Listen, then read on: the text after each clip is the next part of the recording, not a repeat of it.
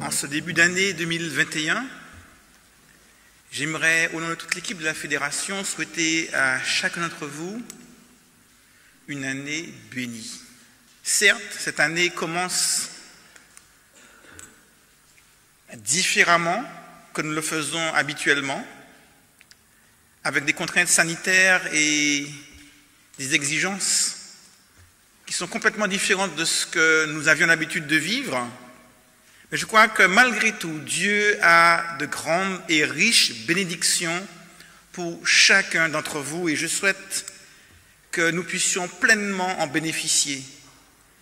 Nos pensées, nos prières vont également à la famille Aldo Monet, qui a servi cette communauté durant de nombreuses années et au-delà de cette communauté, l'Église dans son ensemble, et tout particulièrement la maison d'édition.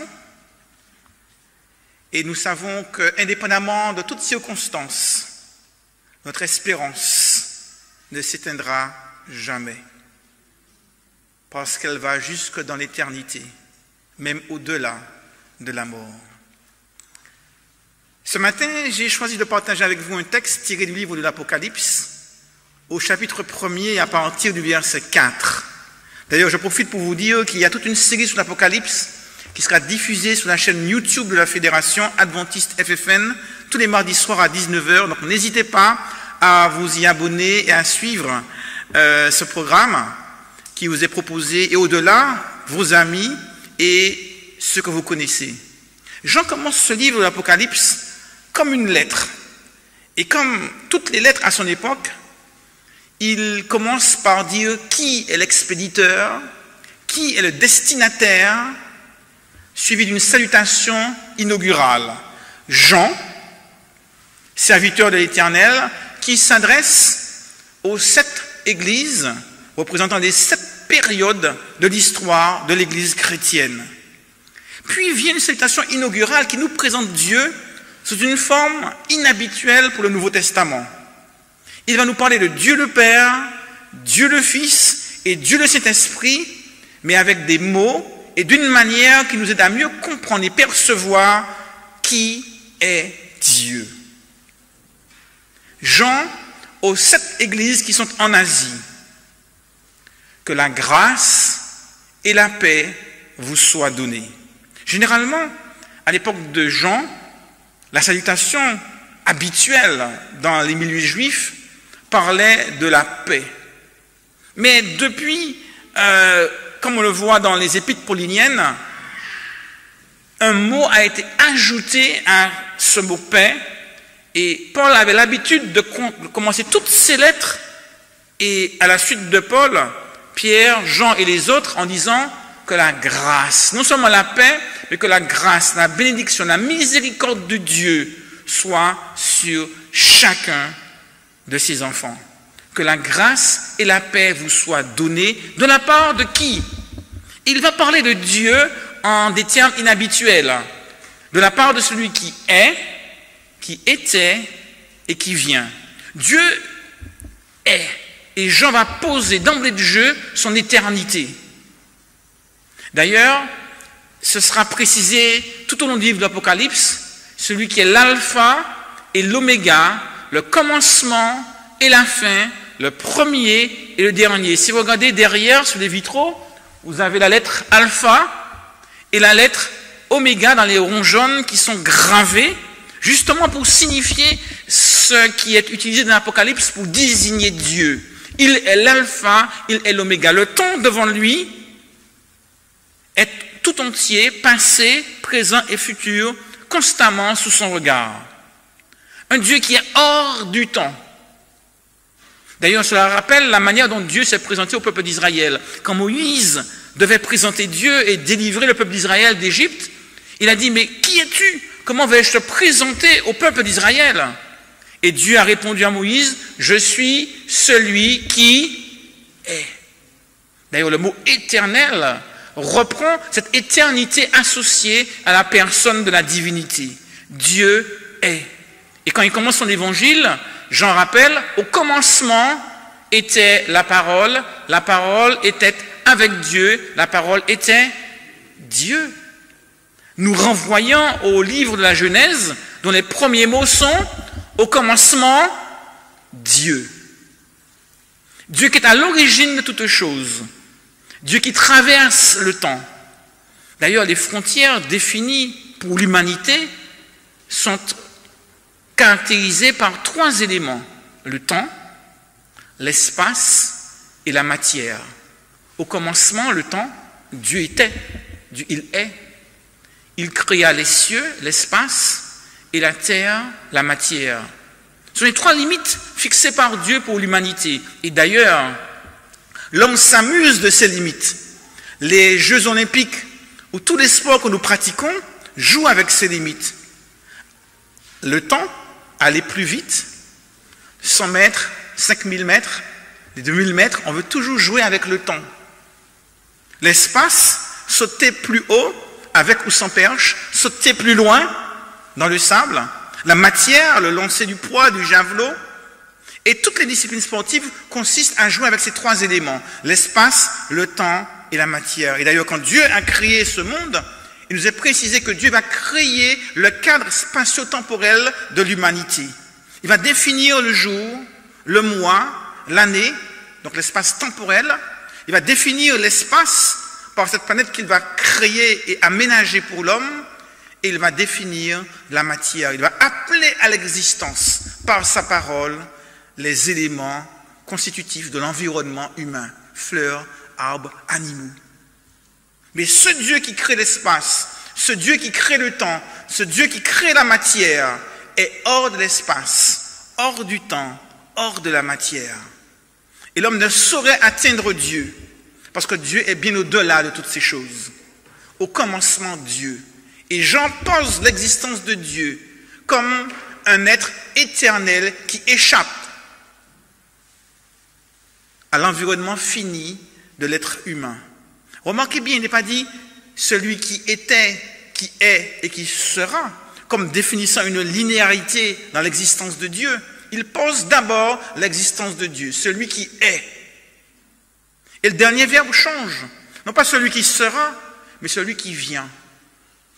Pourquoi? Parce que Dieu est hors de la réalité humaine, hors de l'espace-temps de l'homme, hors de la matière humaine.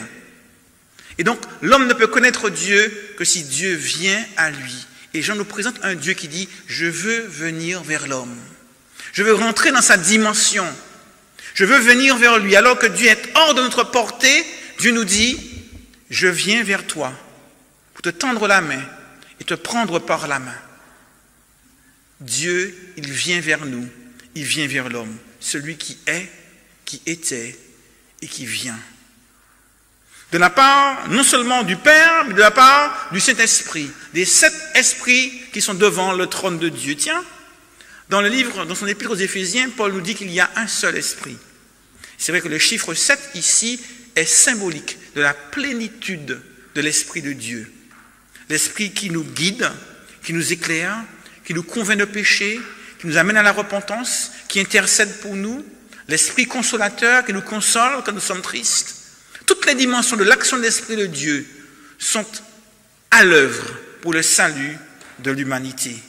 Et donc Jean, lorsqu'il écrit, lorsqu'il parle de la part de l'Éternel, celui qui est de toute éternité, de la part de l'Esprit qui agit et de la part de Jésus-Christ. Et là, lorsqu'il parle de Jésus-Christ, il va maintenant définir au verset 5 et 6 la personne de Jésus avec 3 titres et 3 propositions. Tout d'abord, il appelle Jésus le témoin fidèle. Jésus est témoin. Témoin de quoi? Témoin de qui? Jésus, par sa personne, par son incarnation, va devenir homme. Dieu fait homme. Nous avons dit que Dieu vient à la rencontre de l'humanité. Et donc Dieu va se faire matière, physique, visible, palpable, pour se révéler à l'humanité. Cette incarnation de Jésus est aussi la révélation de qui est Dieu. D'ailleurs, Philippe a posé la question à Jésus. On aimerait voir le Père, demanda Philippe à Jésus. Et Jésus de lui répondre, Philippe, il y a tant de temps que je suis avec toi et tu ne m'as pas connu. Celui qui m'a vu a vu le Père. Jésus a révélé qui était le Père. Et vous remarquez que cette révélation n'est pas de l'ordre de la matière. Cette révélation n'est même pas de l'ordre de l'espace, ni du temps. Cette révélation est de l'ordre de la relation.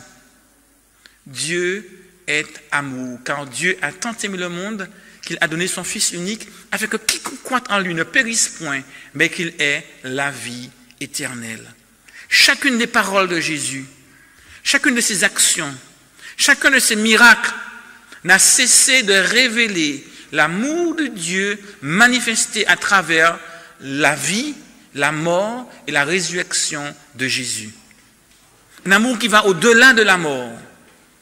Et si on devait définir une chose de Dieu, si on devait essayer de comprendre qui est Dieu, eh bien on le ferait comme a fait Jean en 3 mots.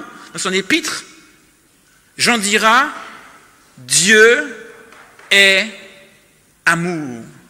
Et ces 3 mots en disent beaucoup plus que tout le reste sur la véritable nature de Dieu et sur ce qu'il veut révéler à l'humanité. Dieu est au-delà de la matière, au-delà du temps, au-delà de l'espace.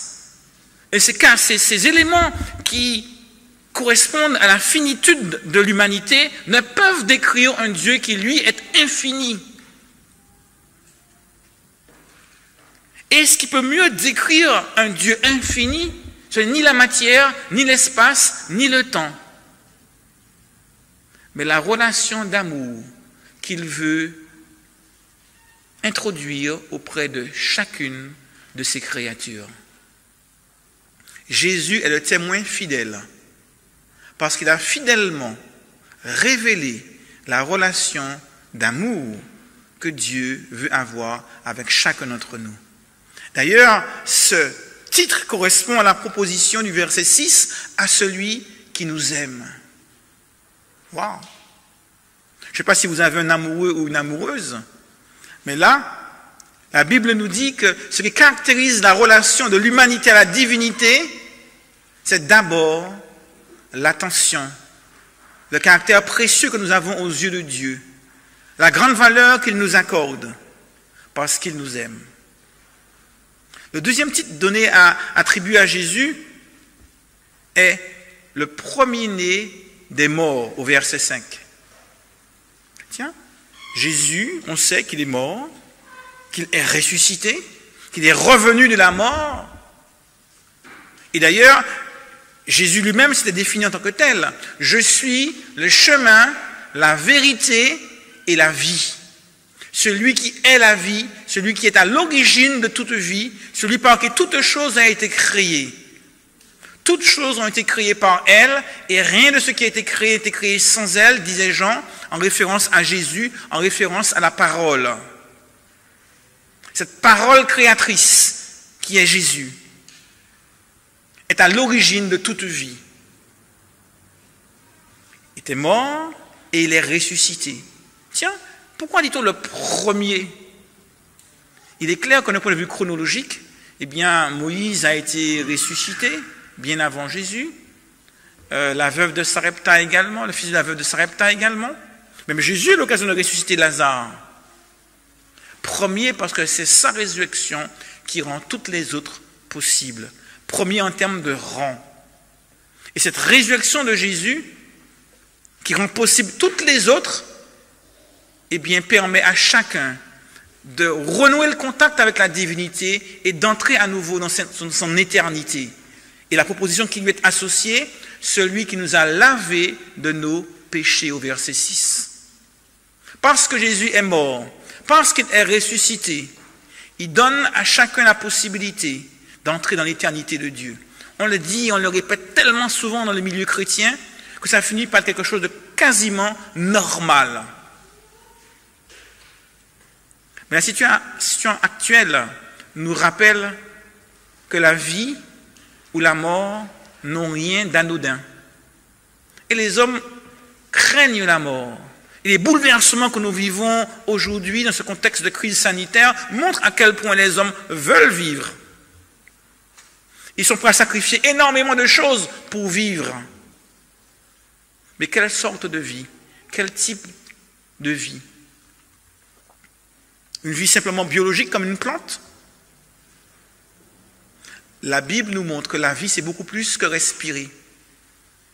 La vie, c'est de pouvoir avoir une relation avec l'autre. L'autre qui peut être notre conjoint, nos enfants, nos parents, notre famille, nos amis, nos voisins, nos collègues. Et c'est pour ça que l'Église se vit d'abord en présentiel, lorsque possible, et autant que possible. Parce que la relation humaine est ce qu'il y a de plus précieux. Et lorsque Dieu se définit comme étant amour, cet amour ne peut s'exprimer tout seul.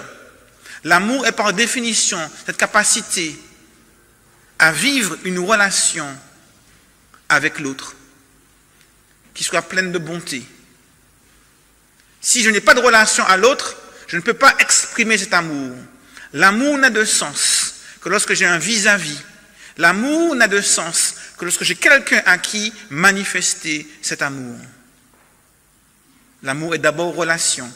Et c'est pour cela que Dieu veut se relationner à l'homme, qu'on puisse se connecter les uns aux autres pour vivre cet amour.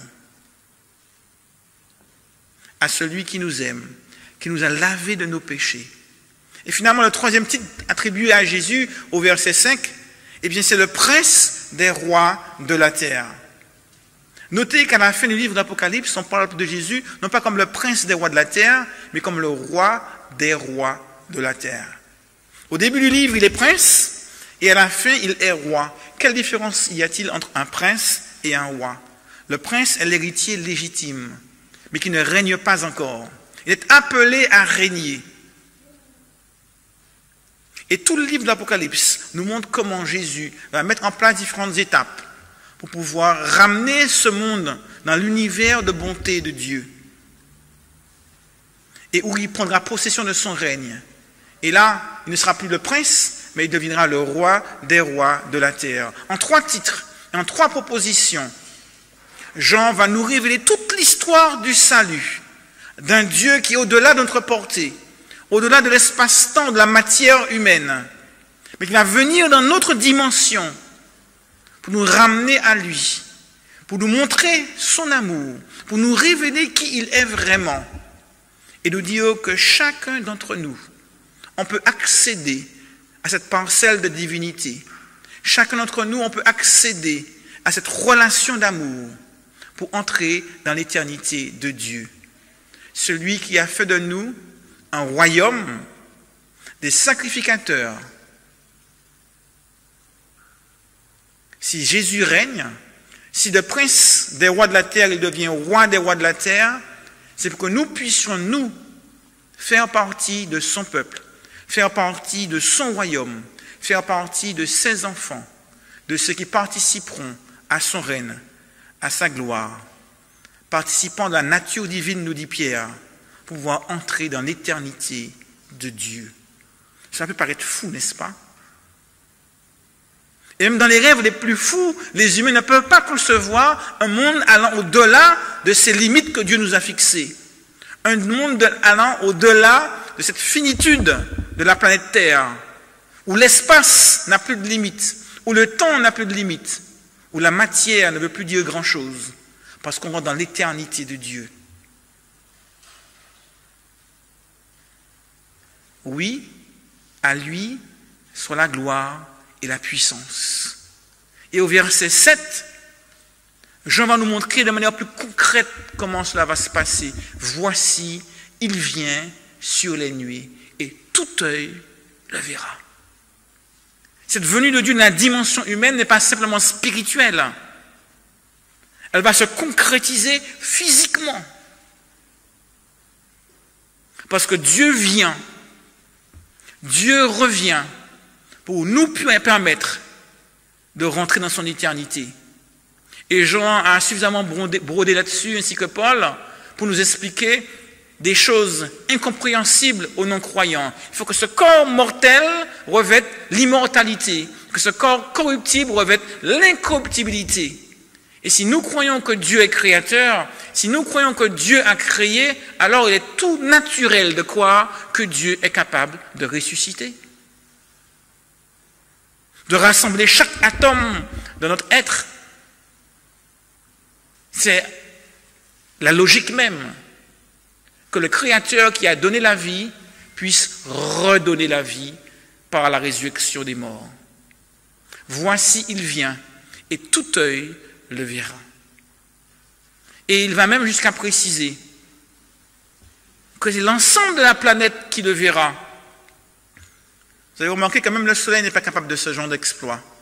Le soleil ne peut éclairer qu'une moitié de la planète à la fois. Parce que lorsqu'il brille pour les uns, il fait nuit pour les autres. Mais lorsque Jésus reviendra, au-delà de la matière, toute la planète pourra le voir en même temps revenir sur les nuées, au son de la trompette de Dieu, pour pouvoir permettre à chacun, à tous ceux qui l'ont accepté, de ressusciter. Alors que nous sommes interpellés par ce monde qui nous entoure, par ces défis auxquels nous sommes confrontés, par cette mort dont on nous parle dans tous les journaux télévisés, on égrène le nombre de morts. Il est plus que jamais temps de focaliser nos regards sur celui qui va au-delà de ce monde, au-delà de cette planète, au-delà de cette matière, pour nous dire « Je suis la résurrection et la vie. Je suis le Dieu créateur. Je suis le Dieu rédempteur. » Et même si nous ne pouvons pas atteindre ce Dieu, il nous dit « C'est moi, Dieu, qui viens vers vous, pour vous tendre la main, pour vous tendre les bras, et vous amener dans mon éternité. » Oui, dit Jean pour conclure au verset 7, au verset 8, comme pour nous rassurer, je suis l'alpha et l'oméga, le premier et le dernier, le commencement et la fin, le Seigneur Dieu Tout-Puissant. Rien ne lui est impossible. Et alors que nous sommes confrontés à nos défis personnels, professionnels, familiaux, financiers, des défis parfois liés à la santé, aux relations humaines, nous savons que Dieu qui est au-delà de tout cela est aussi présent à nos côtés pour nous. Et il nous dit, je viens vers toi aujourd'hui. Si nous avons la possibilité dans nos cœurs de le recevoir, dans nos pensées de l'accepter, Dieu veut faire ce pas, prendre l'initiative et nous dire, je veux avec toi venir dans ta vie pour y ajouter un peu de moi. Nous ne sommes pas tout seuls. La solitude n'est pas une fatalité. L'humanité n'est pas laissée à la dérive, toute seule, confrontée à ces problèmes que peut-être nous avons nous-mêmes créés. Dieu qui est amour nous dit, indépendamment des circonstances, je peux être présent pour ceux qui le désirent. Et alors que Jean dit que Dieu est, qu'il était et qu'il vient, que cette venue de Dieu puisse être une réalité dans notre vie. D'ailleurs, Jésus lui-même le priait. Quand il nous a appris le Notre Père, il a dit que ton règne vienne. Non pas simplement à la fin des temps, mais que ton règne vienne dans ma vie, dans mon existence aujourd'hui. Autrement dit, que ta présence devienne réalité pour moi. C'est la raison pour laquelle Paul parle de notre corps comme étant le temple du Saint-Esprit de Dieu. Et au-delà des mots, au-delà des pensées théologiques et philosophiques, il y a une réalité spirituelle que nous sommes tous appelés à vivre au quotidien, et particulièrement aujourd'hui. Seigneur, viens dans ma vie, entre en moi, deviens concret et réel dans mes pensées, dans mes émotions, dans mes sentiments. Je ne peux pas t'atteindre. Tu es hors de ma portée, mais tu veux, toi, descendre jusqu'à moi, comme Jésus l'a fait par son incarnation, pour te rendre présent dans ma vie, dans mes pensées. Et nous connaissons les fruits de la présence de Dieu en nous, l'amour, la joie, la paix, la patience, la bonté, la bienveillance, la douceur, la maîtrise de soi, et ainsi de suite. Alors ce matin, je vais vous inviter à exprimer, si vous le désirez, votre désir d'accueillir Dieu, d'accueillir ce Dieu qui veut venir dans notre dimension, de l'accueillir dans nos cœurs, dans nos pensées, par la prière.